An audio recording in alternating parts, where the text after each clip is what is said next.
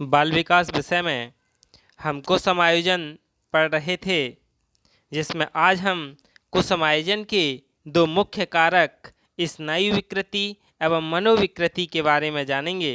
यानी कुसमायोजन के कितने कारक होते हैं? दो, स्नायु विकृति और मनोविकृति। Two main causes of maladjustment, neurosis and साइकोसिस।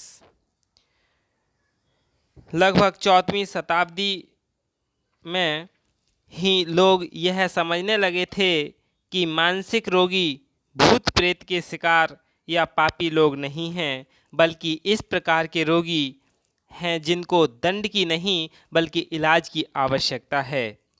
इसके बाद से क्रमशः मानसिक रोगों के निदान और उपचार की दिशा में अध्ययन बढ़ता गया।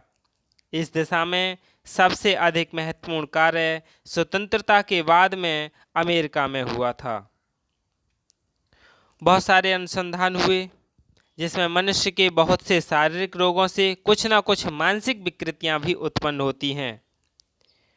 यानी मानसिक रोगों से भी शारीरिक व्याधियां उत्पन्न होती हैं। वास्तव में आज चिकित्सा के क्षेत्र में मन और शरीर का द्वैत समाप्त हो गया है। यानी कौन सी चीज़ किसकी वजह से क्या होता है, इन सब का इलाज संभव हो चुका है। सभी लोग यह मानते हैं कि मन और शरीर परस्पर एक दूसरे को प्रभावित करते हैं, और ये बात सही भी है। स्थूल रूप से मानसिक रोगों को दो वर्गों में बांटा जा सकता है। कौन कौन से? मनोविकृति और स्नायु विकृति और मनोविकृति।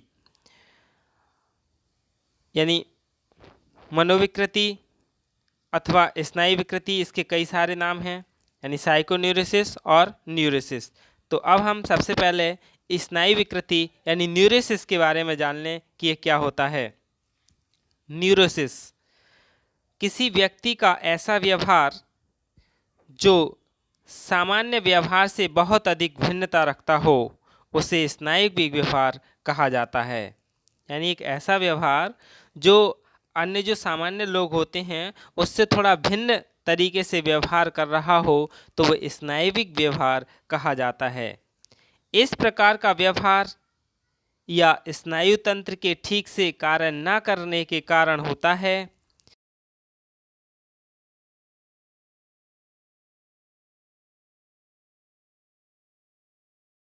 नहीं पड़ता, व्यक्ति अपने वातावरण के संपर्क में बराबर बना रहता है और इससे सौहार्द भी बनाए रखता है। इस प्रकार स्नायु विकृति यानी स्नायु व्यवहार के मुख्य कारण इस प्रकार हैं। सबसे पहला है उन्माद यानी हिस्टीरिया। यानी स्नायुविक व्यवहार का सबसे मुख्य कारण क्या है? उन्माद यानी हिस्टीरिया है। दूसरा अहम का कमज़ोर होना तथा सुपर ईगो का ईगो पर छाए रहना। जो अहम है उसका कमज़ोर होना और इस अहम पर सुपर ईगो का ईगो पर छाए रहना ही इसका दूसरा मुख्य कारण है। तीसरा है उच्च तनाव, यानी उच्च तनाव होने से भी व्यक्ति न्यूरोसिस ग्रस्त हो जाता है। इसके बाद अगला है चौथा, इसी में ही जीवन के प्रारंभिक वर्षों में बालक के अपने माता पिता के साथ अच्छे संबंध न होना। यानी जिस बालक के शुरू में माता पिता से अच्छे संबंध ना हो, वो भी इस रोग से ग्रसित हो जाता है। इसके अंतर्गत माँ बाप का बच्चे के प्रति आलोचनापूर्ण प्रभुत्ववादी तिरस्कार भरा दृष्टिकोण आता है।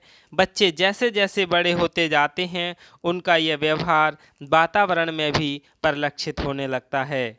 इसके परिणाम स्वरूप समस्या गंभीर हो जाती है। एक पत्नी जो इस प्रकार की समस्या से गुजर रही होती है, उसे अपने पति के साथ समायोजन करने में बहुत कठिनाई आती है। स्नायविक समस्या को हम एक उदाहरण द्वारा भी समझ सकते हैं कि एक बच्चा जानता है कि उसके माँ बाप तथा परिवार के अन्य सदस्य उसके सबसे करीबी सदस्य माने जाते हैं। वह इनके साथ घनिष्ठ संबंध स्थापित करता है, यानी बालक अपने माँ बाप के साथ घनिष्ठ संबंध स्थापित करता है। अब यदि परिवार के ये सदस्य बच्चे के साथ ठीक से व्यवहार नहीं करते हैं, उसकी आलोचना करते हैं, उसका तिरस्कार करते हैं, उसे पसंद नहीं करते हैं या उस पर अतिरिक्त नियंत्रण रखते हैं, तो इस प्रकार का अनुभव या प्रभाव बच्चे के व्यवहार को बदल देगा। अब इस प्रकार की धारणा के साथ ही बड़ा होगा, वह सोचने पर मजबूर होगा कि जब माँ बाप ही जो उसके सबसे नज़दीक माने जाते हैं, वे ही उसके साथ अच्छे से व्यवहार ठीक से व्यवहार नहीं करते हैं, तो दूसरे लोगों से अच्छे व्यवहार की कैसे अपेक्षा।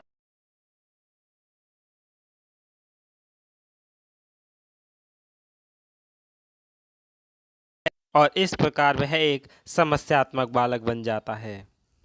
यानी समझ आ गया होगा, कोई एक बालक है, उसके नज़दीक क्या है, उसके माता पिता हैं, यही वही लोग प्रारंभिक वर्षों में उसकी अच्छे से देखभाल ना करें, अच्छे से व्यवहार ना करें, तो बालक पूरे समाज को ही संदेह की नज़र से देखता है कि सभी लोग ऐसे होते हैं, तो वह बालक एक प्रॉब्लम चाइल्ड बालक बन जाता है। इस प्रकार के न्यूरेटिक व्यवहार का प्रभाव इस प्रकार के न्यूरेटिक व्यवहार का प्रभाव ऑब्सेसिव कंपल्सिव रिएक्शन तथा हाइपोकॉन्ड्रिया में देखने को मिलता है। ऑब्सेसिव कंपल्सिव रिएक्शन में व्यक्ति यह जानते हुए भी कि उसके विचार मिथ्या हैं, वह इस विचार से स्वयं को उबार नहीं पाता। और कंपल्सिव में व्यक्ति यह जानते हुए भी कि वे जो करने जा रहा है वह बेकार है, फिर भी वह स्वयं को उस कार्य को करने से रोक नहीं पाता। और क्या है हाइपोकॉन्ड्रिया, इसमें क्या होता है कि व्यक्ति किसी कार्य में असफल होने पर कमजोरी का बहाना बनाता है, वह ऐसा कष्ट से बचने के लिए करता है, जबकि वह वास्तव में बीमार नहीं होता। जैसे एक व्यक्ति जानता है कि वह अपने से ताकतवर आदमी को नहीं हरा सकता, तो वह बीमारी का बहाना बनाकर कहता है कि वह बीमारी की वजह से लड़ नहीं सकता। इसके बाद मनोस्नायु विकृति के लक्षण जान लें। मनोस्नायु विकृति के क्या लक्षण हैं? मनोस्नायु विकृति के लक्षण यानी सिम्टम्स ऑफ साइकोन्यूरोसिस, यानी मनोस्नायु विकृति साधारण कोटि के मानसिक रोगों को कहा जाता है। इनमें मृत्यु की नौबत लगभग नहीं आती है। इनमें रोगी के शरीर को भी बहुत अधिक कष्ट नहीं होता है। इनमें चिंतन और बोलने की क्रियाएं पूरी तरह से युक्तिसंगत और ठीक रहती हैं। इनमें व्यामोह और विभ्रम नहीं दिखाई पड़ते हैं। इनमें रोगी का व्यवहार सामान्य रहता है, वह सामाजिक रीतियों का उल्लंघन नहीं करता और वास्तविकता को समझता है। इस रोग में यानी न्यूरोसिस में व्यक्ति में आत्मसंयम और आत्मनिर्भरता का अभाव नहीं दिखाई पड़ता है। ये अधिकतर हताशाओं, संघर्षों और मानसिक तनावों से उत्पन्न होते हैं। मनोवैज्ञानिक कारणों से उत्पन्न होने के परिणामस्वरूप इनके उपचार के लिए मनोवैज्ञानिक विधियों की आवश्यकता होती है।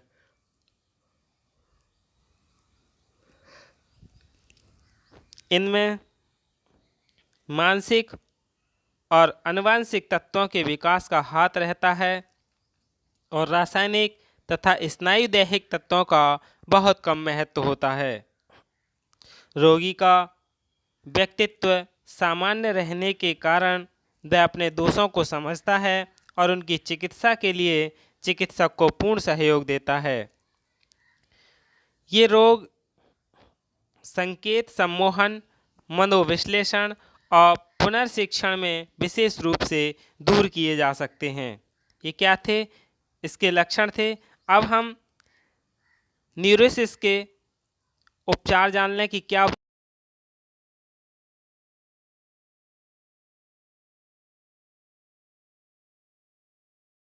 सबसे उपयुक्त है। सुपर ईगो को ईगो पर जबरदस्ती थोपना नहीं चाहिए। यदि सुबह की प्रार्थना माँ बाप की दृष्टि में अच्छी है तो उन्हें अपने बच्चों को इसका औचित्य समझाना चाहिए।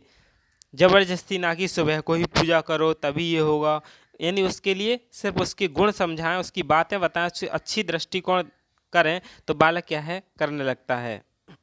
प्रत्येक व्यक्ति को समाज में अपने तरीके से रहने का अधिकार है।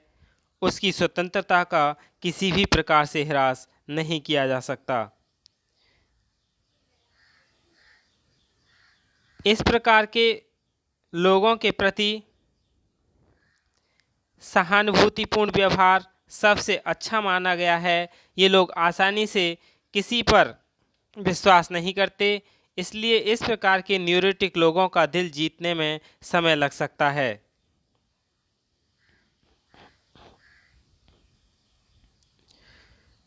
लगातार चिंता की वजह से इस प्रकार लोगों की कुछ वास्तविक समस्याएं होती हैं जिन्हें हल करने में इनकी सहायता की जानी चाहिए।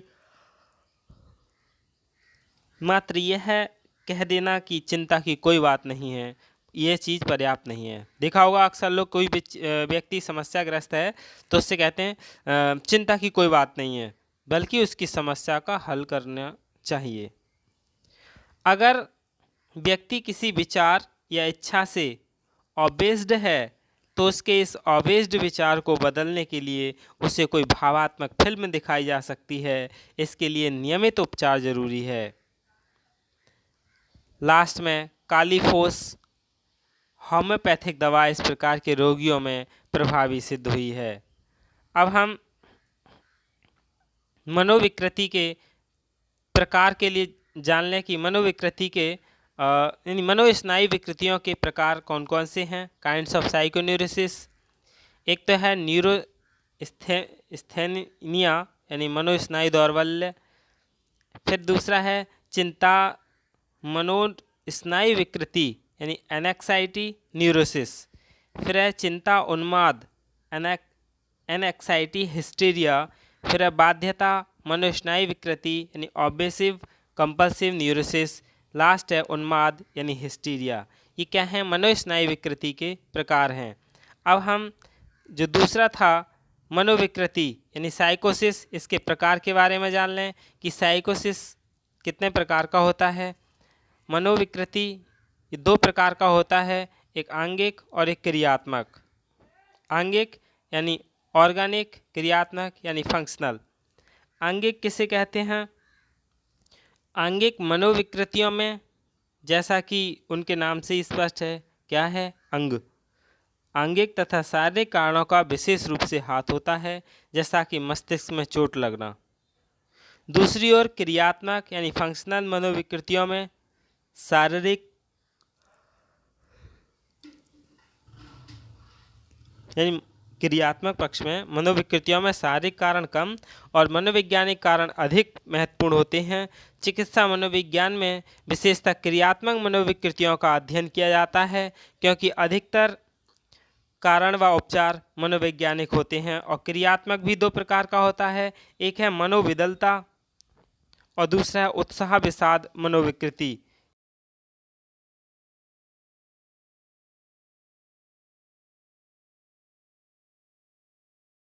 जोफ्रेनिया यानी मनोविदलता, ये क्या है?